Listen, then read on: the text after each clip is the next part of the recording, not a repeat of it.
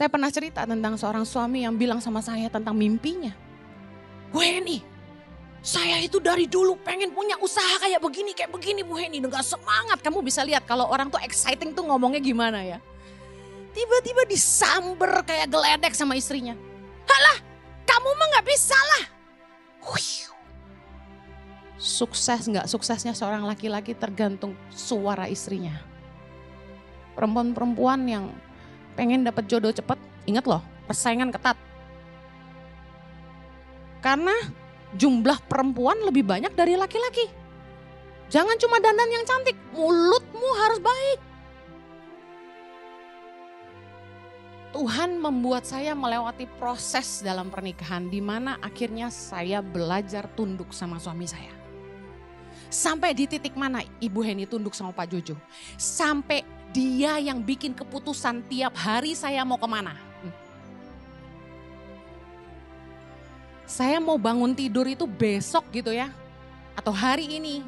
Saya ada jadwal sama siapa itu yang nentuin suami saya. Tanya aja sama semua staf. Percuma ngomong sama saya. Pak Jojo bilang A baru A. Terus saya gak setuju nih.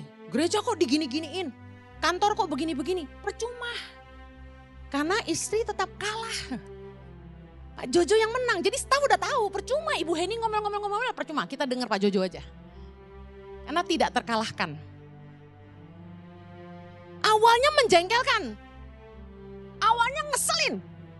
Bener gak istri-istri yang senang suaminya tunduk? Kita kesel kalau punya suami yang gak nurut sama kita. Tetapi proses itu baik.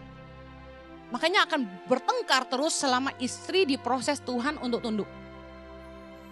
Meskipun kita lebih pintar sebagai perempuan. Meskipun kita bisa cari uang sendiri. Maaf kata, mungkin subscriber YouTube saya lebih banyak dari suami gitu kan. Bukan berarti saya tidak bisa menghargai suami saya. Jadi saya belajar lewat proses-proses hidup saya. Saya harus belajar menundukkan diri. Dan ada berkat-berkat yang Tuhan sediakan ketika saya belajar tunduk sama suami saya. Karena ternyata suami saya diberi Tuhan kekuatan yang namanya konsistensi. Saya orangnya kreatif, penuh ide, cepat, geraknya gesit, tapi gak konsisten. Bosenan, gak tahan kalau nungguin orang curhat gitu ya, duduk gitu. Bu Heni, saya ceritain ya dari zaman saya kecil ya. Hah? Gue udah langsung, hah? Dari kecil? Saya langsung lihat jam.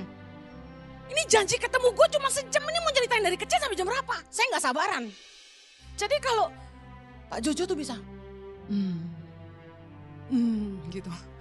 Jadi kalau saya, orang yang seperti saya pasti ngerti. Ide banyak, gerak cepet, tapi gak konsisten. Orang yang gak konsisten gak bangun apa-apa. Suami saya konsisten banget. Dia kalau ngerjain sesuatu tuh tiap pagi dia lakukan hal yang sama gitu loh. Dahsyat.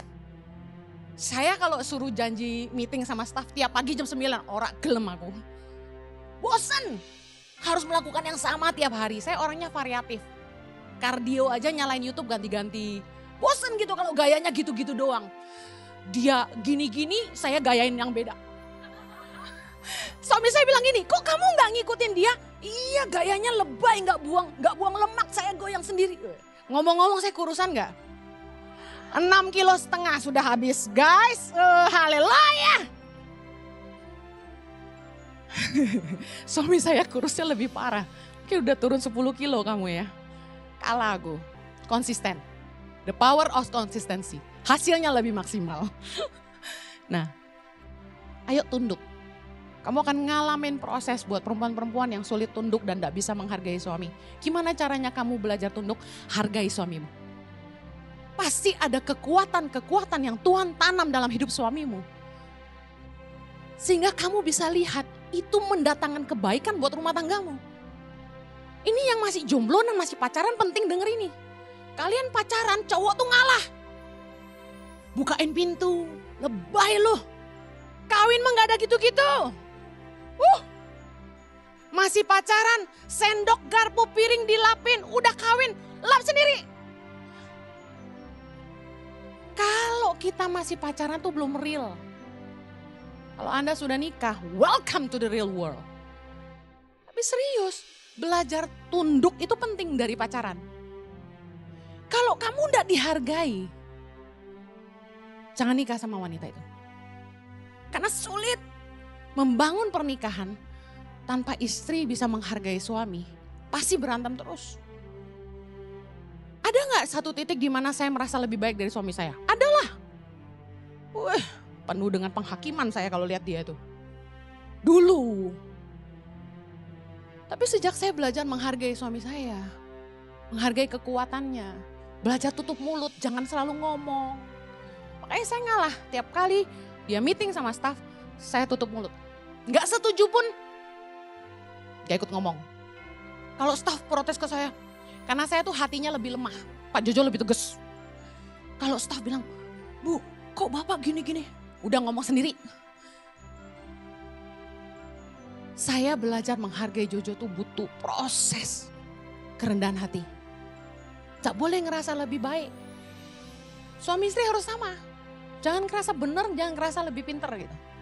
Kalau mau rumah tangga sejahtera, harus saling menghargai. Amen. Yang kedua, wanita yang baik itu dilihat dari kemurnian dan kesalehannya atau kehidupan ibadahnya. Lihat, suami yang tidak beriman pun bisa bertobat karena kelihatan dari hidup istrinya yang saleh. Istri yang saleh itu seperti apa? Istri yang takut Tuhan. Saya kasih tahu ya, takut akan Tuhan itu bukan urusan seberapa sering orang ke gereja.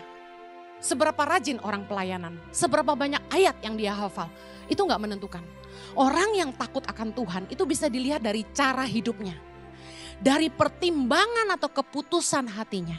Dari perkataan lidahnya. Kita belajar dari Titus 2 ayat yang ketiga dan 4 sama-sama. Demikian juga perempuan-perempuan yang tua. Hendaklah mereka hidup sebagai orang-orang beribadah. Yang pertama, jangan memfitnah. Jangan menjadi hamba anggur. Tetapi cakap mengajarkan hal-hal yang baik. Ayat 4. Dan dengan demikian mendidik perempuan-perempuan muda mengasihi suami dan anak-anaknya. Ciri perempuan yang takut akan Tuhan itu bisa dilihat dari perkataannya. Dikatakan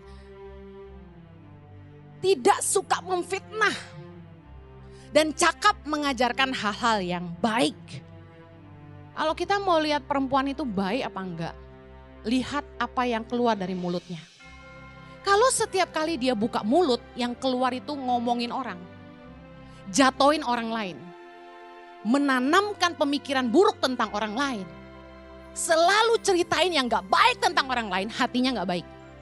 Firman Tuhan berkata, Yesus bilang, apa yang diucapkan mulut meluap dari hati. Kalau hidupmu mau berkualitas, jangan nikah sama perempuan yang mulutnya gak baik. Kenapa? Saya kasih tahu. Amsal 31 ayat 26. Perempuan yang baik itu membuka mulutnya dengan hikmat. Pengajaran yang lemah lembut ada di lidahnya. Penting cari istri yang perkataannya tuh penuh hikmat. Kenapa? Istri akan jadi suara di kepalamu. Coba lihat pembisik-pembisik laki-laki itu siapa?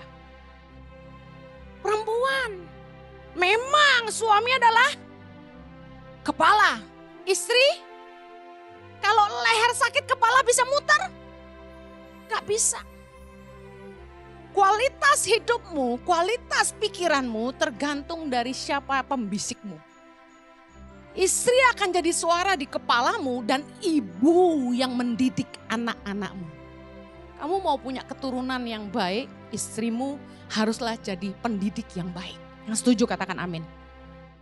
Jangan cuma terpesona sama bodinya. Jangan terpesona aja sama wajahnya. Matanya belok, hidungnya mancung, bibirnya tipis, merah lagi deli kayak delima katanya gitu. Tapi perhatikan yang keluar dari mulutnya yang indah itu apa? Karena kebanyakan orang perkataannya gak seindah bibirnya. Penting banget kalau kita mau lihat orang itu takut sama Tuhan atau enggak. Dengerin omongannya. Capek loh punya istri yang ngomongannya selalu negatif. Karena firman Tuhan berkata orang itu yang bisa patah semangatnya cuma gara-gara lidah. Saya pernah cerita tentang seorang suami yang bilang sama saya tentang mimpinya. Bu Heni, saya itu dari dulu pengen punya usaha kayak begini Bu Heni. Dengan semangat, kamu bisa lihat kalau orang tuh exciting tuh ngomongnya gimana ya. Tiba-tiba disamber kayak geledek sama istrinya. Halah, kamu mah gak bisa lah. Sukses gak suksesnya seorang laki-laki tergantung suara istrinya. Perempuan-perempuan yang pengen dapat jodoh cepat, ingat loh, persaingan ketat. Karena jumlah perempuan lebih banyak dari laki-laki. Jangan cuma dandan yang cantik, mulutmu harus baik. Hatimu harus bersih. Amen. Kalau mau perkataanmu baik, banyak baca firman. Supaya yang keluar dari mulutmu itu firman Tuhan. Hikmat itu lahir karena suka merenung firman. Ketika saya merenungkan firman Tuhan, tiba-tiba banyak hikmat yang mengalir. Itu yang saya khotbahkan. Saya suka dikritik sama anak saya. Mama tuh bacotnya gede banget. Your voice is too loud gitu, pakai bahasa Inggris. Saya bilang gini, it's okay to have a loud voice. At least my loud voice give food on your table. Gue terjemahin. Saya bilang gak apa-apa punya bacot gede. Yang penting bacot gede mama itu bisa ngasih kamu makan. Banyak orang bacotnya gede, tapi isinya kosong. Gak berguna. Saya punya keponakan mirip saya. Wajahnya, suaranya, kalau ketawanya, kalau ngomong kenceng gitu. Karena kita terlatih pakai diafragma, jadi kalau ngomong kenceng gitu. Dia kalau ngomong gede banget suaranya. Nah saya bilang gini sama dia. I said, it's okay to have a loud voice. But you have to make it useful. Pastikan suara kamu itu berguna. Jangan sampai ngomong yang gak membangun orang lain. Amen. Katakan kepada wanita di sebelahmu. Pastikan suaramu membangun.